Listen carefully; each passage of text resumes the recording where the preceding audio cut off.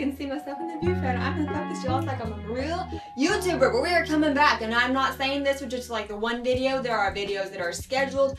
I have come back in full force doing the YouTube things. I have this channel where I'm just gonna throw up this is, you know, Sarah's spaghetti for whatever it is worth. Hopefully, my intentions are always good. I'm a hot mess just rolled up with good intentions, all right? So my intentions is always good, just to spread positivity, growth, you know, wonderful feedback, challenges, all those sort of things, right? Just the wholesome, straight and narrow. Where have I been? Well, that is a very good question. And it's one that I don't want to get into all the nitty gritty, because what's the point? I want to be here showing, you know, how to take lemons into lemonade, because I think we all benefit from shared experiences. You know, we're all part of the human race, right? Like, we all are here on this journey and here on this earth with these experiences, and so maybe our cookie crumbles a little different. Like, maybe I like to sew a little more than others, and others like to maybe go for marathons more than me, like whatever. But alas, as long as it's in that realm of the wholesome, straight and narrow, we are all overall on the same journey, right? So the last couple years were definitely had its ups and downs for me, and like I said, I don't want to get into all the nitty gritty. It's not productive, a good use of, you know, it's not a good use of time, it's not necessary, it's all the things. But I do want to expose lemonade, because we're all here together. And may my lemonade stop you from having those lemons.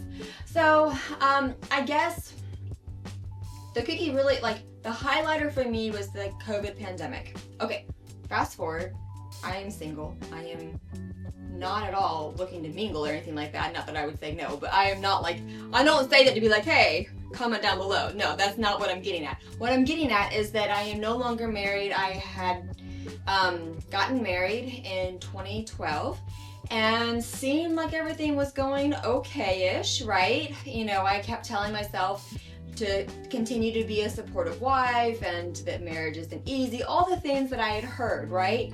Well, it was sort of like mixing a tornado with a volcano. It's a brilliant line. He has many brilliant lines, doesn't he?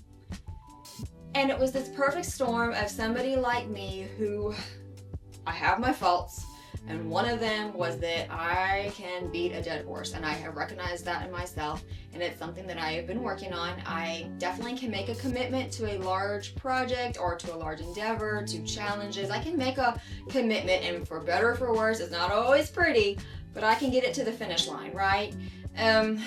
Well, when you mix that sort of type, along with some health elements that I had, with another bird of a feather, it's just a recipe for disaster. So first and foremost, I was not in the position of getting married. That was on me, but also I didn't know what I didn't know. I didn't know that the fultic acid that we spray here in the United States on our gluten supply, I didn't know that it was wrecking my body, my thyroid, and a whole other cascading of effects. I have a mutation on my MTHR gene, and because of that, I can't convert the fultic into the fultate. So basically, my body gets stocked up on this synthetic fultic, the IC, and it's going, where's the 8? We have all of this stuff that we don't recognize, and where's the fultate? ATE. So theoretically, I don't have celiac disease, so theoretically I could go over to Europe where they don't poison themselves. That's a whole nother thing, right? We're not going to get there. But that's one reason that I was not in the position of getting married. I wasn't really in the position of making good life decisions, even everyday decisions. Like, that has a massive effect on your body. I was on it also even by 2012 when I got married. I had been sleep deprived since the good like 2005s or so, 2006s, when I, you know, nosedived into my studies, and then I had my ballet studies and my academic studies, and I was like 2, 3, 4 hours of sleep, and it was hustle culture, and it was like grind, and then I went to college, and it was grind more, hustle culture and all the things. So between not knowing that my body was not happy with the gluten, not the gluten, but the fultic acid that's been sprayed on the gluten. We can just say gluten as it's easier, right? As well as being chronically sleep deprived for years.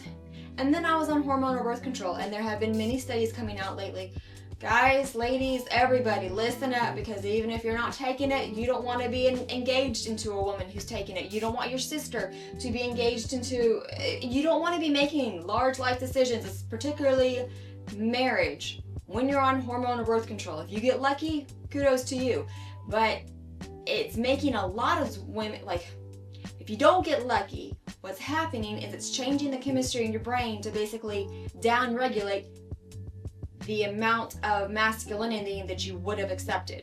So basically, a nice way of saying that is that, I'm trying to say it as nicely as I can, you end up committing to a guy who's less masculine than you would have. It's nothing to say anything against him. It's not to say that he, it's nothing to say anything bad. It's just less masculine than you would have. And I think my body was trying to tell me that all along. I remember early stages of dating my former husband. I remember there's voice, there's this nagging voice. And it was like, just ask him. You've seen the Oprah shows, you've seen them, just ask him. And I did. I rolled over and I said, look, are you gay? He was like, no, I'm not gay. No, whatever. But I think that was, and I'm not saying that all gay men are feminine or anything like that, but of course, for me, I don't want to date a gay guy, right? Like, that's not a bad thing to say. And I'm not saying that all gay men are feminine or anything like that. For me, I like somebody who is ultra masculine, who's secure in his masculinity. He doesn't have the ego, doesn't have the thing, but yeah, I like him tall, broad shoulders, all the things, like all the stuff. Like the taller the better, the broader the shoulders, the better. Any rate, and there's more to a guy than his looks, but alas, you've got to be attracted to who you're with. Like, that's a very special relationship. That's a very unique relationship, as opposed to just a friendship where looks may not matter as much, because a friendship you're not attracted on that level. Like, you can see somebody just for their spirit in a friendship, whereas if you're in a romantic, like, you're romantic for them. If you're not hot and heavy, like, there's no faking that. Anywho, so I just wasn't in the place. I didn't know what I didn't know. But yeah, I had a role to play, but I also didn't know what I didn't know. When I started learning these things, I started cleaning them up. Oh, I also drank a lot. So talk about cleaning things up. I drank a lot, and once I learned on Huberman that any amount of alcohol is bad, I nipped all of it out, even the vanilla extract. I'll use it here and there to bake for my kiddos, but I'm like, okay, it's baking, it's evaporating off, but I won't touch it, because I'm like, the last time I touched alcohol, I married an asshole. I'm not doing that again. Like, I'm taking responsibility. I also really, really mind my health. So, you know what? After getting off of hormone birth control, alcohol, minding my sleep, I just looked and I was like, we never should have been together. And that's not tooting my own horn, and that's not putting him down. That's just saying we are birds of a different feather. And that's okay. I am not everyone's cup of tea. I am not perfect. I imagine to live with me, you would have to be on the same path as me, or else I would drive you crazy. Because I'm one of those, the sink is going to be spotless before we go to bed. It's going to be the floor is going to see a vacuum at least once a day. Ideally a mop once a day. Like, I am one of those. So I'm not a walk in the park by any means. We were just different birds of a feather, and we never should have been together. And now we aren't. So that's a wonderful thing. It's been glory, glory, glory, all the things. And it's oddly enough, so you go through this whole process. Nobody tells you about it when you're getting married. No one says, hey, this is what you're signing yourself up for. If you want to get out of this, it's not unilateral, and this is all the things and this whole process. And sure, you can get married in like a day or two, but man, honey, it takes a long time to get out of this. Nobody says that. But so this whole process that it takes a long time and all sorts of stuff, and I'm doing things as by the book as I know how to do them. So then we finally get to this point where I file for the divorce, and the papers have been submitted to the court, and so I'm calling the court, and I'm like, hey, are we ready for a court date? And they say, yeah, yes, we are. And I said, okay, ma'am, what is the court date? And she said, April 28th. And I said, all right, I hear you go. Not that I needed the confirmation, but there is more confirmation that I didn't need. April 28th is the date that we got married. And I thought, that is very interesting. So, out of the cage of legal marriage, I will not ever sign papers for legal marriage ever again. I do not see the point. I think that's one of the lemons that I'm putting to lemonade. Of course, if you want to commit to somebody, if you want to commit your entire being and your soul and all things, if you want to use the titles and the rings and have a day of celebration and take the photos and all that sort of stuff, fine, go for it. But why introduce legal marriage into it? I don't get it. And I remember thinking that back in middle school and early high school and stuff. And then sleep, hormonal birth control. Early college, I started drinking, and it was like, whoo, let's get married, let's have babies. Like, well, I was thinking stuff that I never wanted to get married. I never wanted to have children. Now, I love my children, and I love the deck of cards that I currently have in my hand of life, but they aren't the cards I would have dealt for myself. But yes, I am enjoying the heck out of my children. This is a golden chapter. I absolutely adore them. I adore being around them. I adore their conversations and getting to show them the world and just support who they already are.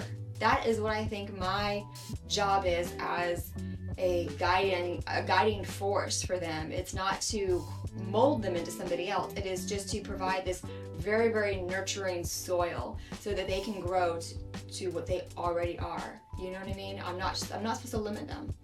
All of those sort of things. So it's just been, I love my day to day. I pinch myself all the time that I'm at this place, and it was not an overnight process to get here. You know, Rome wasn't built in a day, but alas, she was built. I pinch myself every day that I get to enjoy the simple life while still throwing spaghetti against the wall at my bigger dreams. One of the wonderful things also that's come out of this is I reconciled with my folks. We had a falling out right when Henry was born, and we hadn't talked for 7 years. They had reached out to me, and I had been not realizing that my truth wasn't the truth. What I was being told and fed and all the things wasn't actually what had happened. And so, again, Rome wasn't built in a day, but alas, she was built. You know, and also time is a healer. They have changed. I have changed. I believe we've all changed for the better. And it's also this thing when you're growing up. Of course, there's all bits of childhood that I think we all work through, right? We all work through some traumas of childhood just because life has its bumps and the roads. And when you hit a bump in the road as a child, you're more likely to see it as traumatic since you don't have all the tools and wisdom that adults at least should have, right? That's part of the maturing process, is you have tools and stuff to cope with the life's bumps in the roads. So I think it's easier to have traumas as a child. Well, all that to say is that we've all grown for the better. Time has been a great healer. And I'm an adult. My parents are no longer superheroes, right? When you're a kid, your parents can't do any wrong, and so when they do, you get really confused. And when you're an adult, you're able to say, you know what? They were a kid too, and they have their own traumas. And not that I'm happy that they had their traumas, but they're people, right? And so being able to relate and being able to understand, and it's been very freeing. And I treasure my relationships with them, and I am so, so sorry. So sorry for all the pain that I had a role to play in. I didn't know. I just didn't know what I didn't know. But you know what? I'm better now than ever. You know, we aren't late. We just are where we should be. And like I said, time played a good role in that. I learned a lot in those years. I grew a ton, and I really just came back to myself. The healthier I got, sorry, hold on.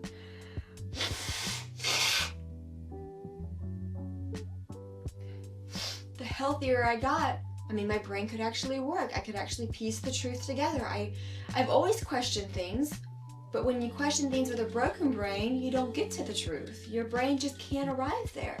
So the healthier I got, the more I was able to uncover the truth for what it was. I really have always objectively looked at myself and rinse and repeat, reiterate as needed, right? I've always tried to get better and better and better. Like I said, I'm still not a walk in the park. I'm not everyone's cup of tea, and that's okay. I recognize that for most folks, I live life on the extreme. Now, there are many folks that would look at me and go, honey child, there's way more you can do with yourself. Like, I'm not saying I'm all that in a bag of chips. There's way more I have to learn. But on the spectrum, I lean a little more towards the extreme side of things. And that's okay. We each get to decide where we want to land and how strict we want to be with life and what our values are and all that sort of stuff. We all get to do that. And there's no judgment. There's no judgment on it, you know? Like, there's no judgment for me on others. What I wish, though, is that the complete truth is out there. Because I really believe if you make your bed, you need to lay in it. However, there's a big caveat to that. You should know what you're laying yourself into, right? You should know the truth about it. So if you decide to make it, well, you at least knew what you're coming yourself into. If I had known that alcohol was going to poison my brain, if I had known sleep deprivation was going to just destroy me, if I had known hormonal birth control was going to change my brain chemistry, I wouldn't have made that bed, you know? So COVID was a massive highlighter for the imbalances in the relationship that had been there since the get-go.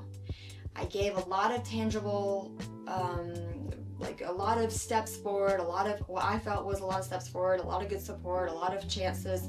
And after a few years, you know, the shit hit the fan. I was done. And it was not an easy choice because I really can make a commitment, you know. And it was like, am I beating a dead horse? Am I giving up on a commitment? When I was torn with myself quite a bit.